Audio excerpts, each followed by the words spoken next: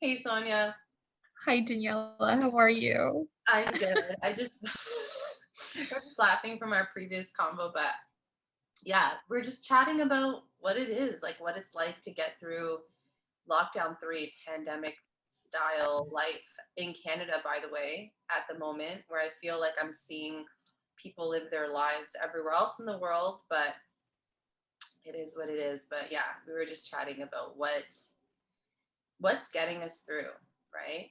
And you were talking about, Coffee being one of them for yeah, you. coffee was What one of them. number, what number is that? How many cups have you had? It's 10:44.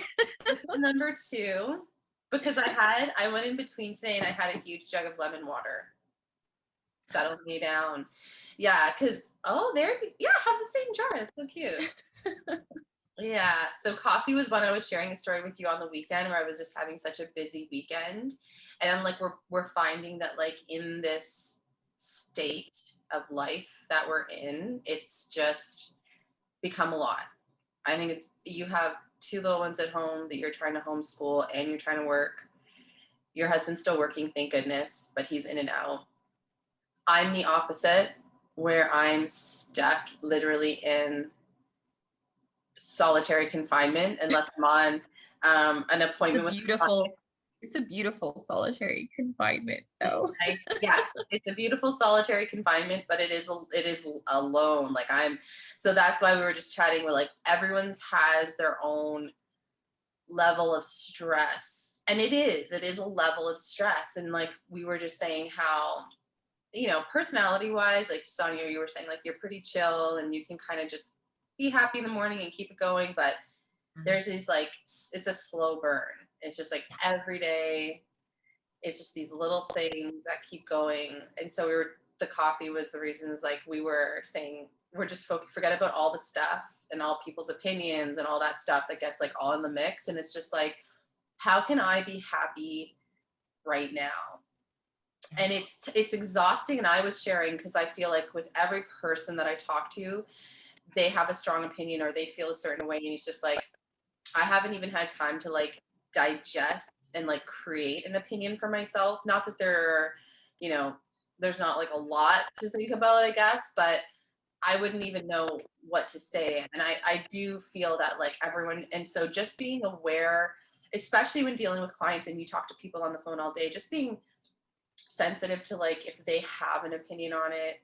We're not here to get political, so it's almost like, sure, like, we don't want to offend anyone or, give our opinion in a way that would hurt somebody or anything along this line. So it's like this element of staying neutral and, still performing at a high level, the both of us. And you've got double duty, and so many people have double duty where they're become teacher, become every other thing that they have to become in the moment. And so that's where the little moment of happiness comes in. We're like, all I've been focusing in on is like, what can I do right in this moment to relieve some of the stress, relieve some of the pressure, and just be happy. Like, what's my little happiness in this moment? So I was talking to you about the weekend and I had a cup of coffee and I was like, this is all I have right now. But Right?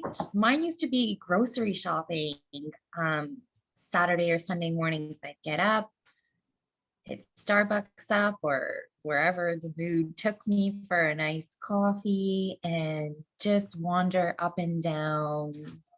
Jumped in the screen, sorry. I love that cat. Wandering up and down aisles and people watching and just enjoying the experience of grocery shopping was one of those things now you take for granted. Now, when it's like, oh God, I gotta get out there. And I can't even drink my coffee while I'm grocery shopping. I know. The little pleasures I feel like that have been super compromised. Like, you Right. don't realize, I think, how much you enjoy those little things until obviously you can't do them anymore. Yeah. Yeah. But it's something you just mentioned earlier, like having conversations with people all day and, bringing that energy to those calls, not knowing what the energy is going to be like on the other end of the phone sometimes, and almost having to become like a chameleon and matching someone else's energy. Yeah. And that's tough to navigate through these days because people sometimes don't get to talk to somebody for a long time. And then I end up calling them and they want to talk about it. They, are frustrated and upset. And um, it's hard to maybe they don't want to be lifted out of that mood, and you gotta gotta cruise through that conversation with them and hopefully instill a little bit of hope and positivity in it. But it's tough. It's really tough. And I think in the line of work that we're in, it requires us to become like a vessel for them, whoever they are. It could be partners of the team, it could be clients. Like in service and in sales, you really are, I guess it's our job in like the work world to show up for our clients and whoever it is we're working with. So it's like, what do you need from me right now? Right. And that's an amazing part of our work. However, I think it's also the heaviest part because it requires so much. And like you said, sometimes there's just like no fuel left in the tank during these particular circumstances. It's like, as it is, these types of jobs require us to show up for people and that's something I actually really love about my job because I feel so fulfilled and like so happy to be able to be that person for them. Yeah. However, I never considered having to do it during a pandemic where I also like it takes, I think, a lot for me to stay at an optimal level as a person, as a woman, as someone who has to live by themselves, as a business owner, as a family member who has to help, like, and obviously want to see my family to a certain degree. Um, and as a friend, even like I feel like a lot of our friends and so we have this again, it's like you've got double duty and sometimes triple duty and sometimes four times the duty because we're trying to stay at like an optimal level, at least I am, through one of the most challenging, I think, times in our world. Yeah. And it takes a lot. Like, you said normally you're so chill, you like that, you can get up, you're at like a high vibe level, you're cool, you're chill, you're happy, you can ride that all day long. And then, you add a pandemic into the mix, you add homeschooling into the mix, you add like social unrest into the mix, you add social anxiety into the mix, and all these new rules and a lot of things we enjoyed are taken away. And you're just like, okay, so now it's going to take me, I feel at least it takes a lot more to keep me at like a good level where I Absolutely. can actually show up for people, right? Yeah. Because I'm required to, and I love doing that, and I don't want to not be able to do that in the best possible way. So now it's become a cognizant thing for me to be like, what do I need to do for myself to make sure that I can stay where I need to be at to show up in my work, show up in my relationships, show up for my friends and family at a level in which I'm actually still contributing and good and not like Yeah. dragging them down, right? So it's been really almost it's almost complicated sometimes. There's no manual for this. I wish there was a rule book on how to navigate these times, but it's just kind of a day by day thing, trying to stay positive and focused. And that's hard. And I think people need to know that too about us individually. Like we work as a team, but individually, like everybody's struggling with the different aspects of this, but still showing up every day, doing our job, plugging away, trying to help everybody. But on the back end, like we're all going through it ourselves too. We're not, subhuman, realtors plugging through the pandemic. We are. I know, like our team really is. But I we're wish people could human. see the back end of like how much work is going into everything, but we're all human and dealing with this just like everybody else. And you can make a video, slap on a smile, and give suggestions on how to deal with it. But when I log off with you, I'm probably gonna like go into the bathroom and cry for 5 minutes. 100%. And it's like Yeah. we almost need to learn how to remove the personal judgment off those moments. Like, Yeah. and I actually was gonna make a post where it's just like, What is it you need right now? Do that. Like, Yeah. just be simple. Just, if I need a piece of chocolate cake, do that. Whatever it is you need to have a laugh, throw on some comedy for 15 minutes. You need to go cry for Yeah. 15 minutes. Like, whatever it is you need, just do it. Just give Yeah. yourself that permission. Like you said, there's no manual here. Like, we're not only making it up as we go, we're also trying to survive, right? Like, how has it been for you as a mother? Because this is gonna really, I think, speak to a lot of people. Are you gonna cry? No. No. I'm good. I got it out before our Okay. call. Okay. I got to cry out before a script call today, in between, probably during. You don't need to worry if you do. But yeah, how has that been? Like, I don't have that perspective. So how has it been as a mother in this I think pandemic? you do have that perspective, Daniela. Like you have family. Yeah, true. So it's just maybe might look a little bit different, but having two little ones at home, they're 5 and 7. Um, they require constant attention. Like they're just constantly going, short attention spans. I got to keep things fresh for them all the time. Having them on each side of me for 6 hours that they're logged on while I'm logged on trying to do calls, you just adjust. Um, I feel bad for them. I do. They, want to get outside and play with their friends. They want to go places, and I'm limited. I can't do those things with them. So yeah, it does get pretty frustrating. I can lose my patience with them pretty easily, which I normally don't. And I hate seeing that side of me come out. But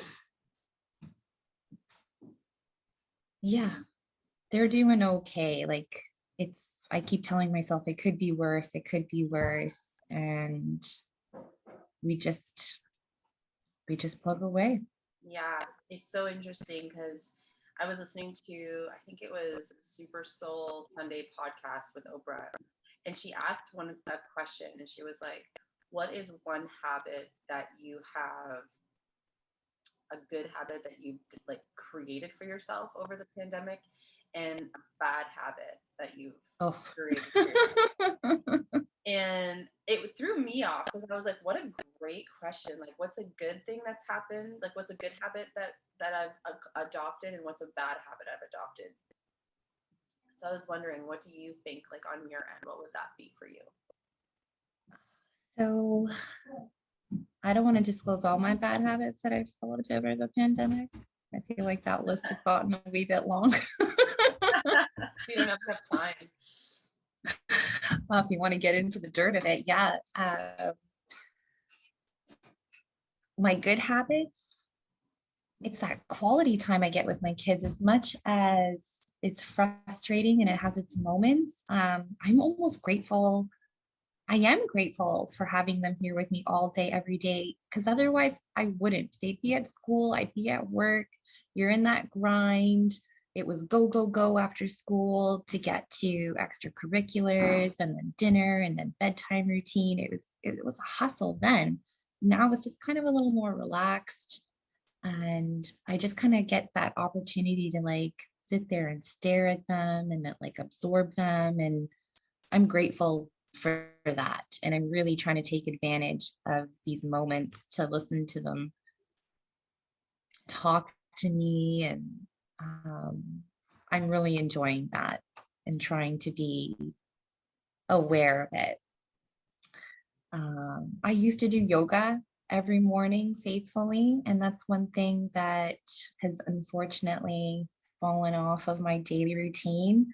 I'd really like to get back into that.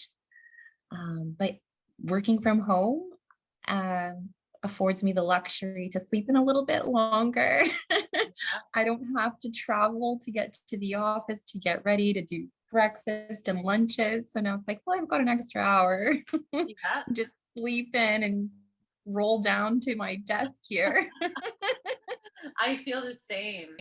I love that about like getting to absorb your children. This is such a like a snapshot in time, right? We have like this one opportunity. Who knows how long it'll be, but Right. this will change. Someday they'll be in high And I'll school. never get that. yeah, I'll never get this time back. And they're so fun right now. Like Layla's 5, she says the weirdest things, and it just makes me laugh. So I'm just enjoying that quality time with them. And bad habits, I've been contributing a lot to the LCBO at night. I definitely spent a lot of time staring at that California red wall, but I don't really know if that's a bad thing, Well, I think that falls under self-care. right? Brings me Yeah, joy. mental health, right? Yeah. Yeah, that's awesome. I How think, about you? yeah, for me, um, this whole thing was a huge eye opener. It really literally stopped me dead in my tracks, and I'll never forget the day. Like, I think we had our Monday, like a year ago, the first time we had our Monday morning meeting, and it was decided then that that afternoon we would all go, like, flee and go home, and we're in lockdown.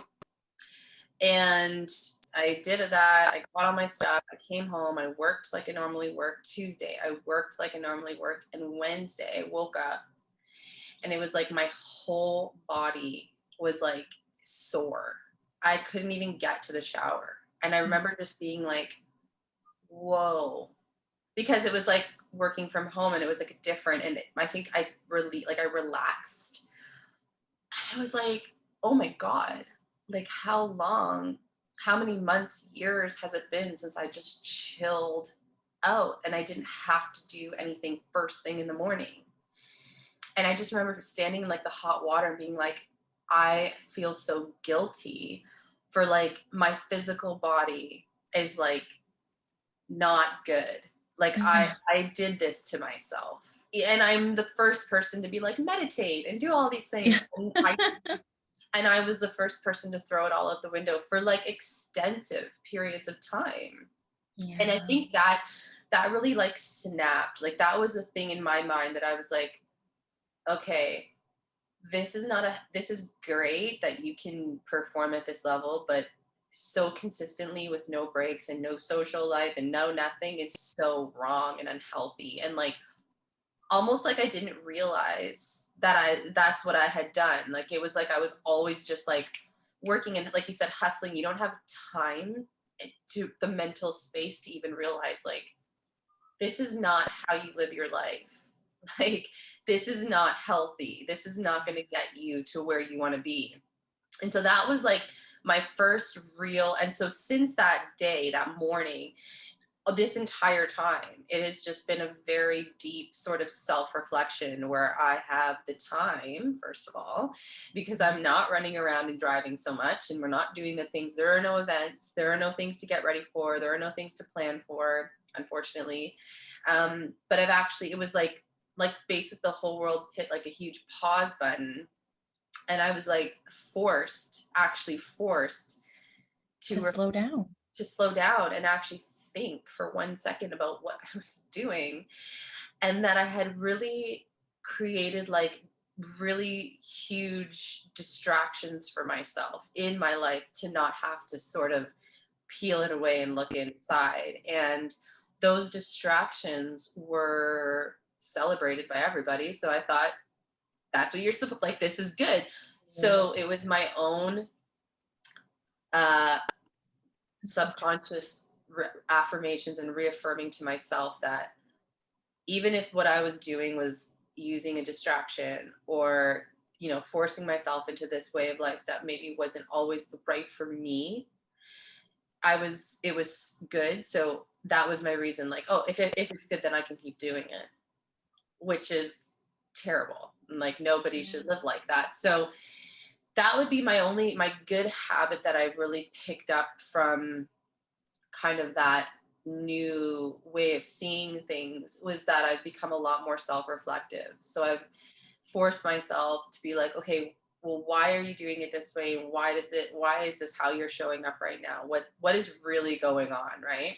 So I think to me that's been the hugest thing for my personal growth. And then I took that into, you know, trying to be healthy for the pandemic. I didn't drink.